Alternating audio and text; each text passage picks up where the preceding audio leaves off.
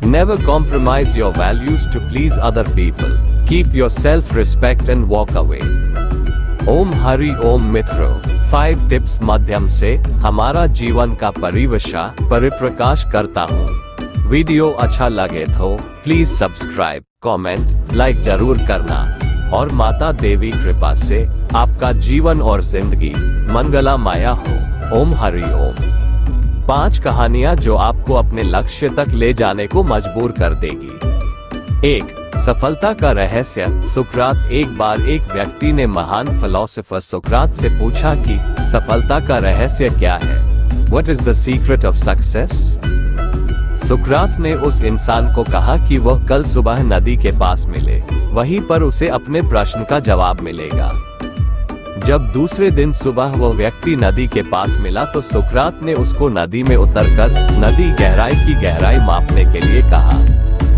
वो व्यक्ति नदी में उतरकर आगे की तरफ जाने लगा। जैसे ही पानी उस व्यक्ति के नाक तक पहुंचा, पीछे से सुकरात ने आकर अचानक से उसका मुंह पानी में डुबो दिया। वो व्यक्ति बाहर निकलने के लिए झटपटाने लगा, कोशिश करने लगा, लेकिन सुकरात थोड़े ज्यादा स्ट्रॉन्ग थे।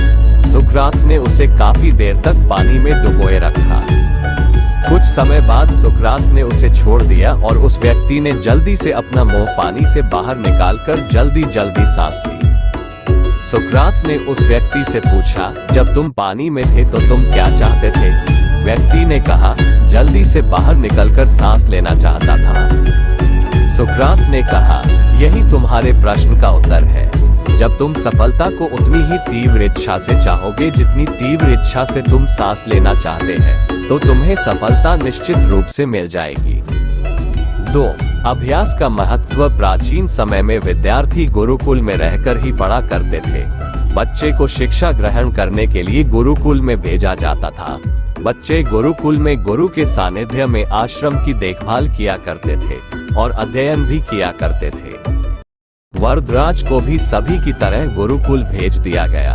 वहां आश्रम में अपने साथियों के साथ घुलने मिलने लगा, लेकिन वो पढ़ने में बहुत ही कमजोर था। गुरुजी की कोई भी बात उसके बहुत कम समझ में आती थी। इस कारण सभी के बीच वह उपहास का कारण बनता है। उसके सारे साथी अगली कक्षा में चले गए, लेकिन वो आगे नहीं बढ़ पाया। गुरुजी जी ने भी आखिर हार मानकर उसे बोला, बेटा वरदराज, मैंने सारे प्रयास करके देख लिए हैं। अब यही उचित होगा कि तुम यहाँ अपना समय बर्बाद मत करो। अपने घर चले जाओ और घर वालों की काम में मदद करो। वरदराज ने भी सोचा कि शायद विद्या मेरी किस्मत में नहीं है और भारी मन से गुरुकुल से घर के लिए निकल गया। दोपहर का समय था। रास्ते में उसे प्यास लगने लगी। इधर उधर देखने पर उसने पाया कि थोड़ी दूर पर ही कुछ महिलाएं कुएं से पानी भर रही थी। वह कुएं के पास गया। वहां पत्थरों पर रस्सी के आने जाने से निशान बने हुए थे, तो उसने महिलाओं से पूछा, यह निशान आपने कैसे बनाए? तो एक महिला ने जवाब दिया, बेटे, यह निशान हमने नहीं बनाए।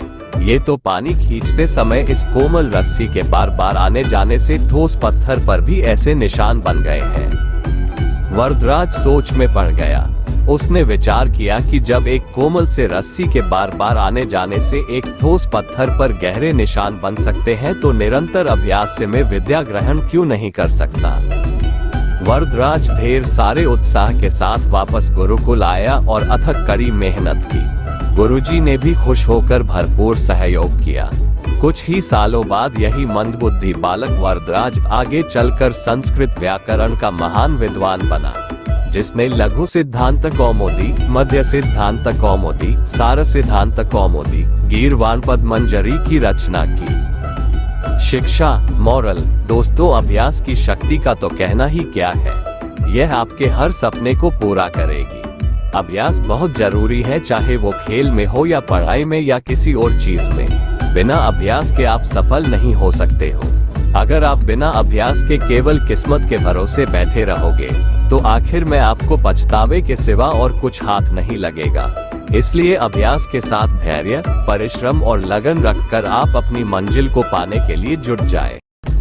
3. अभिनव बिंद्रा, जिद और जुनून ने दिलाया गोल्ड। ओलंपिक में भारत को गोल्ड मेडल मिलने से हर भारतवासी खुशी से झूम उठा। बिंद्रा की जिद और जुनून ने उन्हें इस मुकाम पर पहुंचाया है। बैंकॉक में हुए वर्ल्ड शूटिंग चैंपियनशिप में बिंद्रा की टीममेट रही इंटरनेशनल शूटर श्वेता चौधरी ने कहा कि बिंद्रा ने जो कहा वह कर दिखाया। श्वेता मामूली अंतर से ओलंपिक टीम में जगह बनाने में नाकाम रही। श्वेता ने बताया कि बिंद्रा ओलंपिक गोल्ड के लिए पिछले 4 साल से अनवरत मेहनत कर रहे थे। बिंद्रा ने जो कहा वह कर दिखाया। ऐसे बदली दुनिया। श्वेता बताती है कि एथेंस ओलंपिक के बाद अभिनव के व्यवहार में चेंज आया। एथेंस ओलंपिक में पदक हासिल न करने के बाद ही उन्होंने निश्चय कर लिया था कि वह अगला मौका बीजिंग ओलंपिक नहीं गंवाएंगे।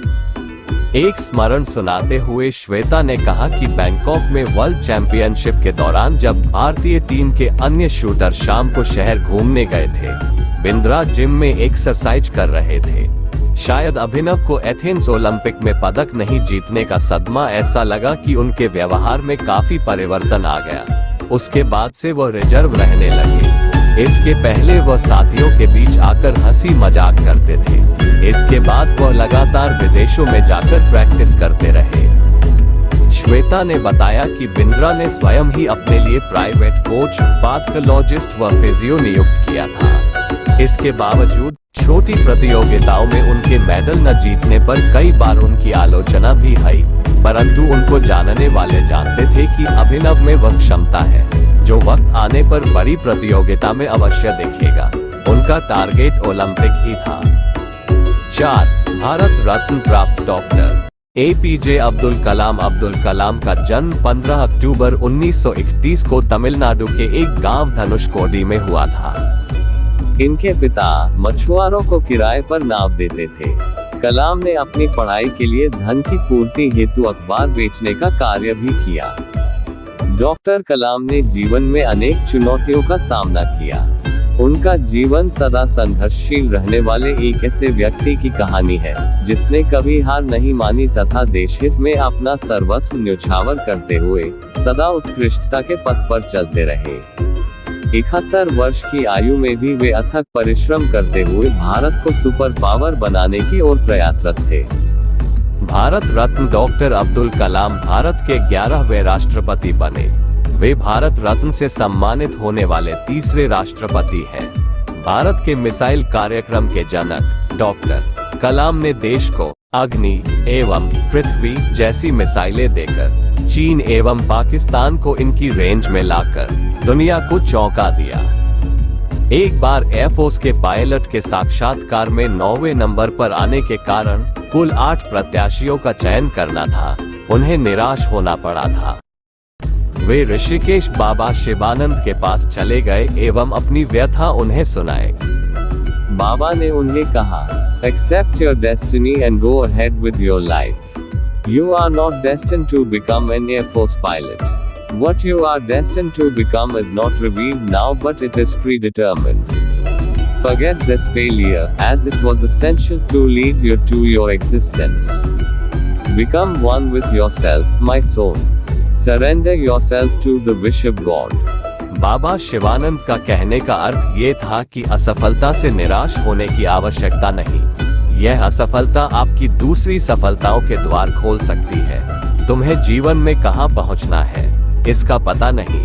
आप कर्म करो, ईश्वर पर विश्वास करो। डॉक्टर कलाम का जीवन हर उस नवयुवक के लिए आदर्श प्रेरणा स्रोत है जो अपने जीवन में एक असफलता मिलने पर ही निराश हो जाते हैं। डॉक्टर कलाम ने अपने सारे जीवन में निस्वार्थ सेवा कार्य किया। उनका राष्ट्र प्रेम और उनका देशभक्ति का जज्बा हर भारतीय के लिए सबक एवं प्रेरणा का पुंज है और हमेशा रहेगा। 5. महान गणितज्ञ रामानुजन। धुन के पक्के रामानुजन का जन्म एक गरीब परिवार में 22 दिसंबर 1887 को तमिलनाडु के इरोड कस्बे में हुआ था।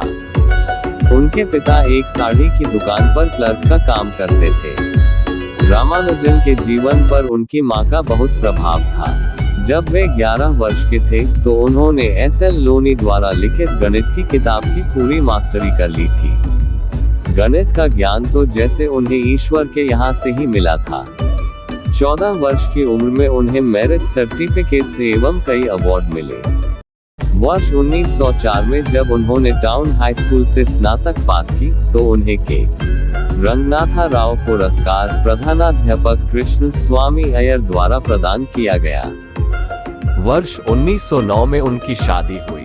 उसके बाद वर्ष 1910 में उनका एक ऑपरेशन हुआ। घरवालों के पास उनके ऑपरेशन हेतु पर्याप्त राशि नहीं थी। एक डॉक्टर ने उनका मुफ्त में यह ऑपरेशन किया था। इस ऑपरेशन के बाद रामानुजन नौकरी की तलाश में जुट गए। वे मद्रास में जगह जगह नौकरी के लिए घूमे। इसके लिए उन्होंने ट्यूशन भी किए। वे पुनः बीमार पड़ गए। इसी बीच वे गणित में अपना कार्य करते रहे। ठीक होने के बाद उनका संपर्क नेल्लौर के जिला कलेक्टर रामचंद्र राव से हुआ। वह रामानुजन के गणित में कार्य से बेहद प्रभावित हुए। उन्होंने रामानुजन की आर्थिक मदद भी की। वर्ष 1912 में उन्हें मद्रास में चीफ अकाउंटेंट के ऑफिस में क्लर्क की नौकरी भी मिल गई। वे ऑफिस का कार्य जल्दी पूरा करने के बाद गणित का रिसर्च करते रहते। इसके बाद वे इंग्लैंड चले गए। वहां उनके कार्य को खूब प्रशंसा मिली। उनके गणित के अनूठे ज्ञान को खूब सराहना मिली। वर्ष 1918 में उन्हें ट्रिनिटी कॉलेज कैम्ब्रिज का fellow of Trinity college Cambridge चुना गया। वो पहले भारतीय थे जिन्हें इस सम्मान पोजीशन के लिए चुना गया। बहुत मेहनती एवं धुन के पक्के थे। कोई भी विषम परिस्थिति, आर्थिक कठिनाइयां, बीमारी एवं अन्य परेशानियां उन्हें अपनी धुन से नहीं डिगा सकी। वे अंततः सफल हुए। आज उन्हें विश्व के महान गणितज्ञों में शुमार किया जाता है। 32 वर्ष की छोटी उम्र में ही इस प्रतिभाशाली व्यक्ति का देहावसान हो गया। दुनिया ने एक महान गणितज्ञ को खो दिया। The end। Please subscribe, comment, like जरूर करना और माता देवी कृपा से आपका जीवन और जिंदगी मंगलमय हो। ओम हरि ओम।